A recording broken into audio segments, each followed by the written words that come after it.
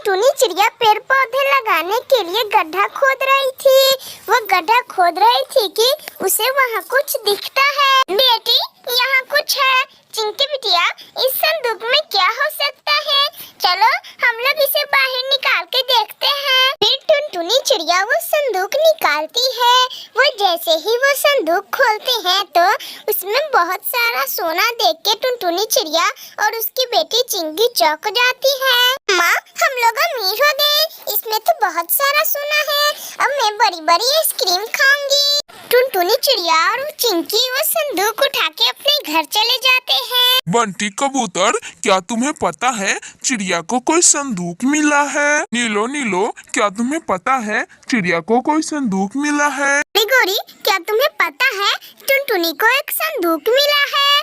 ऐसे खबर सबके पास पहुंच जाता है। गोरी कभी भागा भागा कालू कौवे के पास चली जाती है। कालू जी, यहाँ तुम बैठे हो, उधर टुनटुनी का तकदीर बदलने वाली है। क्या हुआ गोरी? मुझे तो कुछ समझ में नहीं आ रहा है। कालू जी, टुनटुनी के खेत में से एक बड़ा सा संदूक निकला है।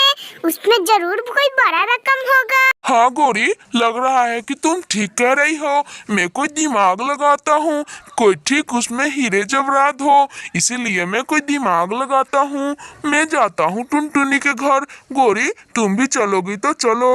ऐसा कह के गोरी कवि और कालू कौवा टुनटुनी चिड़िया के घर चले जाते हैं। टुनटुनी, लाओ लाओ, ये संदूक तुम मुझे दे दो। जब मैं छोटा सा था तब मेरे दादाजी उस बड़े पेड़ के सामने ये संदूक को छुपा के रखे थे। लाओ लाओ, ये संदूक मेरे दादाजी ने रखे थे। लाओ टुनटुनी, लाओ, ये संदूक मुझे दे दो। नहीं कालू, ये सच नहीं हो सकता, ये झूठ है। जाओ, मैं नहीं दूंगी ये संदूक। टुनटुनी, तुम ऐसे नहीं मानोगी। मैं अभी सभी पक्षी को बुला के लाता हूँ। चल गोरी। गुस्से में कालू कौवा और गोरी कवि वहाँ से चले जाते हैं। मम्मा, अब कालू अंकल और गोरी आंटी हम लोगों से जरूर लड़ाई करेंगे। मेरे पास एक आइडिया है। गोरी आंटी को क्या मालूम कि इस संदूक के अंदर क्या है।